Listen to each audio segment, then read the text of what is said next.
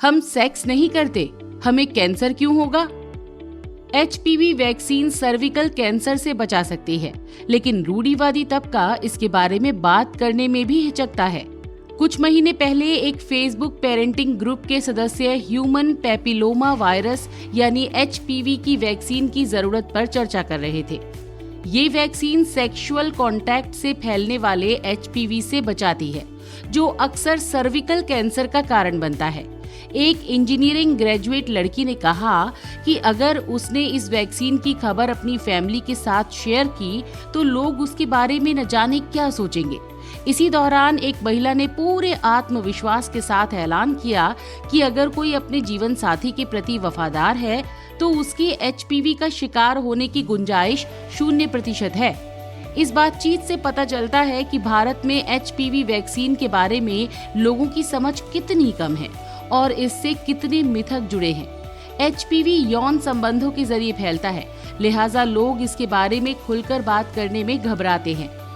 भारत में रूढ़िवादी लोग ये स्वीकार नहीं करना चाहते कि किशोर उम्र के लड़के लड़कियां भी शारीरिक संबंध बना सकते हैं। इन लोगों का ये मानना भी गलत है कि अपने जीवन साथी से वफादारी का मतलब है कि उन्हें HPV वैक्सीन की जरूरत नहीं। इस तरह के मामले में HPV का शिकार होने का खतरा कम जरूर रहता है, लेकिन फिर भी रहता तो है। सर्विकल कैंसर अपनी तरह का एक लौता कैंसर है जिसे काफी हद तक वैक्सीन के जरिए रोका जा सकता है। फिर भी भारत में हर साल इसके करीब 1,25,000 नए मामले आते हैं और करीब 75,000 लोगों को जान गंवानी पड़ती है। इसकी एक बड़ी वजह लोगों में वैक्सीन को लेकर जागरूकता की कमी है। भारत में साल 2008 से HPV की 2 वैक्सीनें गार्डासिल और सर्वेरिक्स उपलब्ध हैं। ये HPV से संक्रमित होने का खतरा काफी कम कर देती हैं। 70% मामलों में HPV इन्फेक्शन की सर्विकल कैंसर का कारण होता है। लेकिन हैरानी की बात है कि अभी तक देश में 1% महिलाओं को भी ये वैक्सीन नहीं लगी है। इसकी 2 बड़ी वजह हैं। एक तो अभी तक बहुत से लोगों को ऐसी वैक्सीन के बारे में पता नहीं है। दूसरे, कई लोगों को लगता है कि उन्हें वैक्सीन लगवाने की जरूरत नहीं है क्योंकि वे अपने पार्टनर के प्रति वफादार हैं। ये टीके काफी महंगे भी हैं। इनकी कीमत 2 से 4 हजार रुपए प्रति डोज है। 9 से 15 साल की लड़कियों को अमूमन 2 डोज लगती है। इससे ज्यादा उम्र की लड़कियों को 3 डोज लगवाने की सलाह दी जाती है। जाहिर तौर पर भारत जैसे देश में कई लोगों के लिए काफी बड़ी रकम है। पिछले दिनों सीरम इंस्टीट्यूट ने बताया कि उसने सर्विकल कैंसर की पहली स्वदेशी वैक्सीन तैयार कर ली है, जिसकी कीमत 2 से 400 रुपए के बीच होगी। लेकिन क्या किफायती होने से वैक्सीन लगवाने वालों की संख्या बढ़ जाएगी? दिल्ली सरकार के फ्री HPV वैक्सीनेशन प्रोग्राम का हाल देखकर तो ऐसा नहीं लगता। इस साल फरवरी की एक रिपोर्ट बताती है कि 8,000 से अधिक HPV वैक्सीन एक्सपायर हो गई क्योंकि लड़कियां टीका लगवाने के लिए आई ही नहीं। केब्ड इंडिया की फाउंडर मृदु गुप्ता भारत में सर्विकल कैंसर के प्रति जागरूकता बढ़ाने की दिशा में काम कर रही हैं।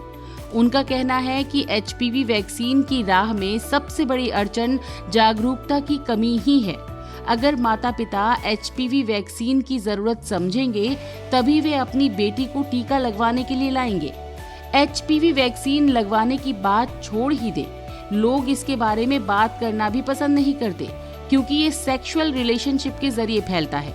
मृदु का कहना है, इसमें दोष सिर्फ पेरेंट्स का नहीं है, सरकारी अधिकारियों, डॉक्टरों और यहाँ तक कि सोशल वर्कर्स में भी HPV को लेकर झिझक है। ज्यादातर लोग तो सर्वाइकल कैंसर के बारे में बात करते वक्त सेक्सुअली ट्रांसमिटेड शब्द का इस्तेमाल भी नहीं करते। ऐसे इसे लेकर जागरूकता फैलेगी भी तो कैसे? मृदु HPV के बारे में जागरूकता फैलाने के लिए स्कूलों में भी जाती हैं, लेकिन वहाँ भी लोग इस बारे में बात करने में हिचकते हैं। वो बताती हैं, पहले तो हमें प्रिंसिपल को समझाना पड़ता है, फिर वे हमसे लिखित में अनुरोध करने को कहती हैं। उसके बाद बच्चों के पेरेंट्स से मंजूरी मिलने का इंतजार करने को कहा जाता है क्योंकि विषय सेक्स से जुड़ा है। आखिर में सहमत होने के बाद स्कूल चाहता है कि हम लड़के और लड़कियों से अलग अलग बात करें। हेल्थ से जुड़े मामले में भी इतनी माथापच्ची करनी पड़ती है। केब्ड ने हाल ही में एक पुरुष सेलिब्रिटी को अपना ब्रांड एम्बेसडर बनाने के लिए संपर्क किया। मृदु बताती हैं, उनकी 2 बेटियां हैं, इसीलिए हमने सोचा कि वो हमारे लिए अच्छे विकल्प होंगे, लेकिन उनकी पत्नी ने हमारे प्रस्ताव को सिरे से खारिज कर दिया। उन्होंने कहा कि हमारे देश में एक ही पार्टनर रखने का रिवाज है, यहाँ ऐसी चीजें नहीं होती। मेरा तो मन किया कि पूछ लूं कि अगर ऐसा है तो फिर हमारे देश में सर्विकल कैंसर इतनी तेजी से क्यों फैल रहा है। साल 2020 में केब्ड ने एक सर्वे कराया था। इसमें 38% महिलाओं ने कहा कि उन्होंने HPV वैक्सीन इसलिए नहीं लगवाई क्योंकि उनके डॉक्टर ने इसे जरूरी नहीं बताया। असल बात तो ये है कि कई डॉक्टर अपने मरीजों को वैक्सीन के बारे में बताते ही नहीं। 28 साल की अदिति गुप्ता दिल्ली जैसे बड़े शहर में रहती हैं। वो अपने मेंस्ट्रुअल क्रैम्प्स को लेकर 20 साल की उम्र से ही 2 स्त्री रोग विशेषज्ञों के पास जाती थी, लेकिन किसी ने उन्हें HPV वैक्सीन नहीं लगाई। जब वो अपनी मास्टर डिग्री के लिए न्यूयॉर्क जाने से पहले एक और टीका लेने के लिए बाल रोग विशेषज्ञ के पास गईं, तब जाकर उन्हें HPV शॉट के बारे में पता चला। अदिति कहती हैं, उस वक्त मैं 26 साल की हो चुकी थी, फिर भी मैंने तुरंत वैक्सीन लगवाने का फैसला किया। काश जब मैं छोटी थी तो किसी डॉक्टर ने मुझे इसके बारे में बताया होता।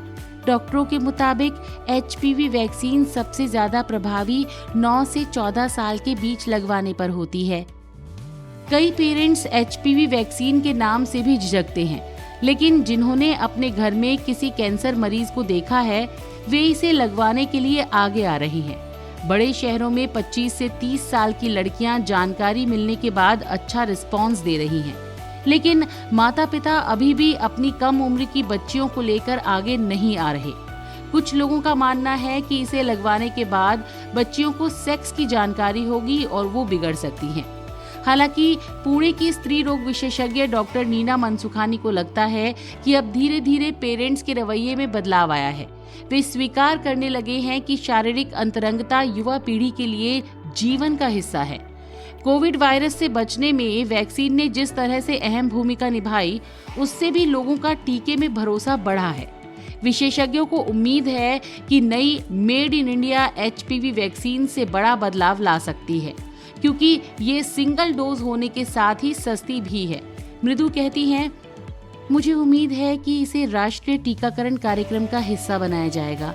हमें सिक्किम से सीख लेनी चाहिए, जहां सभी किशोरियां HPV वैक्सीन लगवा चुकी हैं और वो इस खतरनाक वायरस से सुरक्षित हैं।